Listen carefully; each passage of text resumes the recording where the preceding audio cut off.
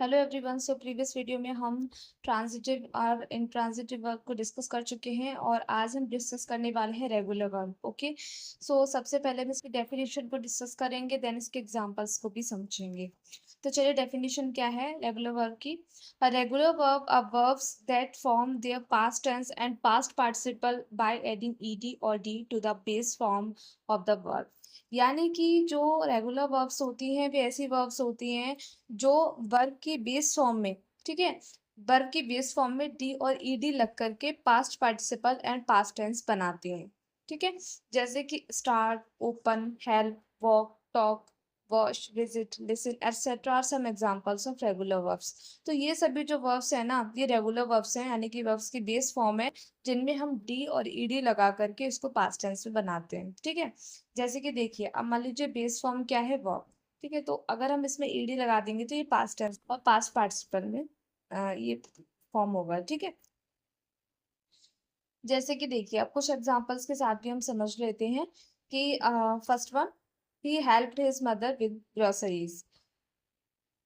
तो उसने अपनी मदर की हेल्प करी ग्रोसरीज के सामान। ठीक है, ग्रोसरीज के सामान में उसने अपनी मदर की हेल्प की।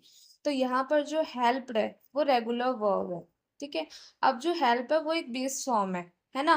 और जब हम इसमें ईडी लगा देते हैं तो ये पास्ट टेंस फॉर्म करती है। यानी कि जहाँ पर जो हेल्प है वो ये इंडिकेट कर रहा है कि उसने अपनी मदर की हेल्प की, वो कब की, पास्ट में की थी ना। तो यहाँ पर जो टेंस है वो पास्ट टेंस में होगा। ठीक है, यानी कि पास्ट को इंडिकेट कर रहा है वो। Second one, she clean her room before going out with her friends.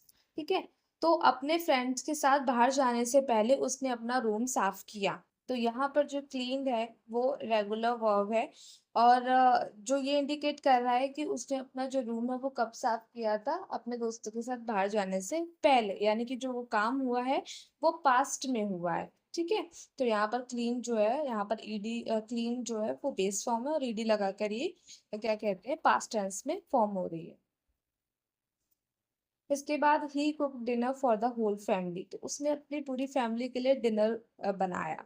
ठीक है, तो यहाँ पर जो कुकड है वो रेगुलर वर्ब है, क्योंकि वो इंडिकेट कर रही है कि उसने वो जो डिनर बनाया फैमिली के लिए वो कब बनाया, यानी कि पास्ट में बना, वो काम जो हुआ है वो पास्ट में हुआ है। We enjoyed the movies last night. ठीक है, तो हमने कल रात मूवी एंजॉय की।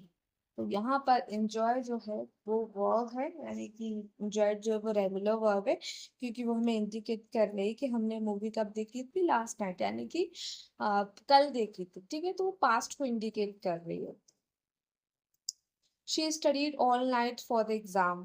तो यहाँ पर जो स्टडी है वो रेगुलर वर्ब है। ठीक है, these verbs all follows the regular pattern of adding ed or d to form their past tense and past participle। तो ये जितने भी verbs हैं इसमें जो भी रेगुलर पैटर्न में जब इसमें ed और d लगाते हैं तो ये पास्ट एंड पास्ट पार्टिसिपल को फॉर्म करती हैं। ठीक है, तो आज के लिए इतना ही। अगर वीडियो अच्छी लगी तो प्लीज वीडियो को लाइक कीजिए एंड चैनल को सब्सक्राइब करना ना भूलिए।